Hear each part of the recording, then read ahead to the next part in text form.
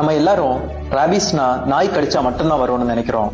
ஆனா கீரிப்புள்ள, பூனை, நாய், வௌவால், காட்டு விலங்கு எது கடிச்சாலும் ராபிஸ் வரலாம்.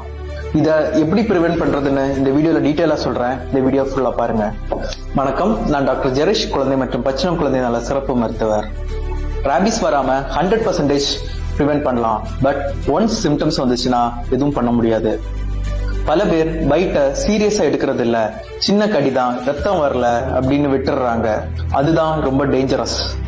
ஏதாச்சும் விலங்கு கடிச்சா நீங்க பண்ண வேண்டிய 3 இம்பார்ட்டன்ட் டிப்ஸ் சொல்றேன். இந்த வீடியோ சேவ் பண்ணி வச்சுக்கோங்க. ஃபர்ஸ்ட், கடிச்ச உடனே சோப் அண்ட் ரன்னிங் வாட்டர்ல 15 மினிட்ஸ் இந்த கடிச்ச இடத்த வாஷ் பண்ணுங்க. டிலே பண்ணாம 12 ஹவர்ஸ்க்குள்ள ஹாஸ்பிட்டல் கூட்டிட்டு போங்க. மூணாவது, டாக்டர் சொல்ற மாதிரி anti rabies vaccine and injection கரெக்டான ஷெட்யூல் எடுத்துக்கோங்க. Schedule first day, 3rd day, 7th day and 20th டே. இந்த எல்லா டேஸ்லயும் போய் கரெக்டா வேக்சின் எடுத்துக்கோங்க. இது பயம் காட்டுறதுக்கு இல்ல, ஒரு உயிரை காப்பாத்துறதுக்கான அவேர்னஸ். மேக்ஸிமம் இந்த வீடியோவை சேவ் அண்ட் ஷேர் பண்ணுங்க.